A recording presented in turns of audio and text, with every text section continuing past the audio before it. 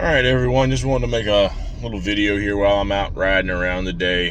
Got some things to do. If you're noticing the choice of shirt or jersey for today, don't hate. It's the GOAT, the greatest of all time. My new Buccaneers Tom Brady jersey. Like I said, don't hate. It's the greatest of all time. It's the GOAT right here, okay? But now I got a few things I got to go grab today, and then I've got to go to the local fair, help park cars. I was there until after midnight last night. Something my lodge does every year, just outside the fairgrounds. You got the normal parking area, and then we've worked out a deal with a guy who has a big strip of land just outside of that. Still well within walking distance of like the gate, but it's kind of off to the side of the main parking lot. But this guy owns all this land. He allows us to use it, and we'll park cars there, and all we ask is that you just give a little small donation, whatever you can spare, 50 cents, $1, $5, whatever, and somebody's there to watch your car, make sure nothing happens to it, unlike the normal parking area. Until everyone goes home at night. When there's no more cars, we'll all go home. So I was there till after midnight last night. I'm going to be there from around 10, or as close as I can get there to 10 this morning, until probably about 3 or 4 p.m. time. I'm not sure when I'll get this video put up, but at the moment, before I go, I've got to run to Home Depot and grab something for the house. So I got this little roof leak that started. Tried to get up and seal a little bit, but then finally I think I figured out what was finally leaking. Because the first thing I didn't take care of it. I saw where it looked like a little tile was raised up.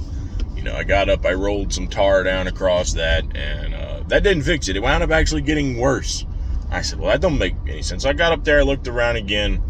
Turns out one of the most common leaks people can get on a house.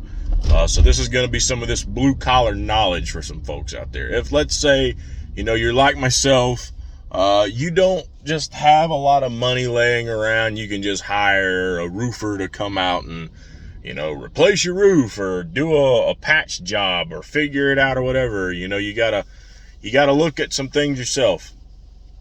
If you look on the roof of your house, if you're in a house, you've got those white pipes that stick out of the roof. Okay, those are vent pipes. If you don't know what they are, they ventilate your plumbing, allows like sewer gases to escape out through the roof, so that you don't get any unpleasant smells or anything like that in your house.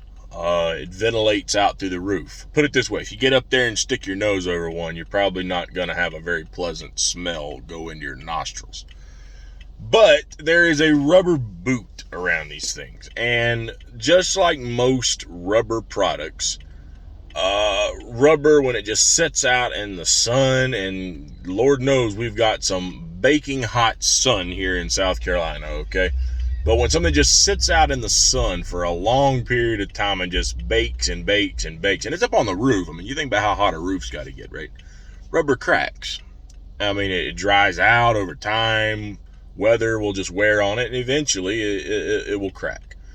Well, when those things crack, there's usually a good seal that keeps it tight around that PVC pipe to ventilate the plumbing. When they crack, water can then seep in around it, and there's really not, roofing tile down below that. It basically is going to come straight in. It can get down into your roof. And I'm about 99% sure that's what's going on with mine, because after I got up there, I took a closer look. There is definitely at the pipe right at that area, the seal around it is shot. So there's a couple of things you can do with that. One thing you can do would be to try to, pull some of your pull some of your shingles up. I said tile earlier, but pull some of your shingles up on your roof, okay? And take the whole flashing, the whole boot, the metal flashing, everything, if you've got metal flashing, take that off and replace it. that's a more complicated job, because you're at that point you're trying to remove shingles, and you got to put shingles back or you're going to have a real big problem. You also don't want to rip shingles, because then you got to have to just flat out replace them. That's another challenge. Okay, so what do you really do? Well, you could try to just take some like caulking or some stuff that's made for roofs, for flashing. I've actually got a tube of it, and I'm going to reseal what's already around that old boot first, which is what I was going to say. You can then reseal around the crack, but eventually that whole rubber boot, sooner or later, it's going to go bad.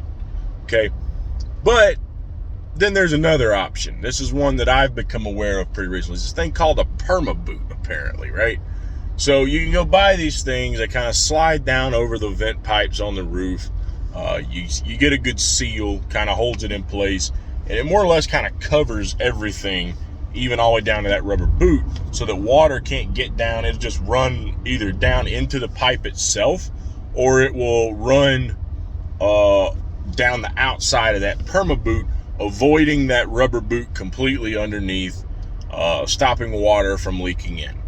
So they've got those things. It looks like a good fix, and obviously in the name perma boot, it's supposed to be a permanent fix for that leaky boot issue. Now, is there a possibility that after so long a period of time there might be an issue with that?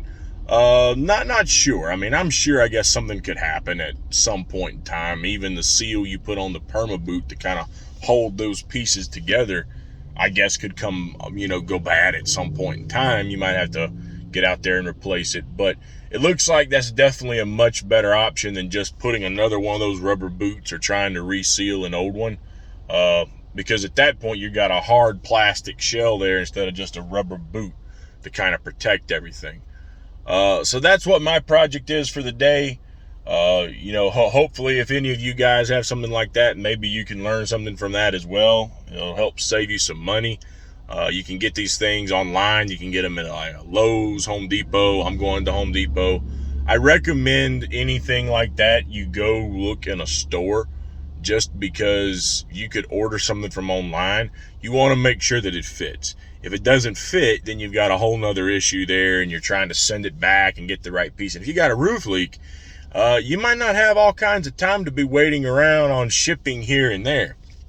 So I recommend, if you got the ability, definitely go check them out in a store, and possibly purchase them from the store and make sure everything fits. But like I said, hopefully this will help some people out, might save them a little bit of money. And like I said, when I'm done with this, I'm going to go park the cars today. And again, what we do, we take up the money with the proceeds from that. When we get all the money gathered together at the end of the week after we're finished, we'll donate proceeds to the Shriners Children's Hospital, something my lodge has been doing for years, since we are a Masonic lodge, and that is the Shriners. It's something we do, and we've already raised quite a bit of money, I would say, this year. We've had a pretty good year, so that's a really good thing. So let me know what you guys think, if you've got anything like that, or just let me know what you guys have going on today. What are y'all going to be up to?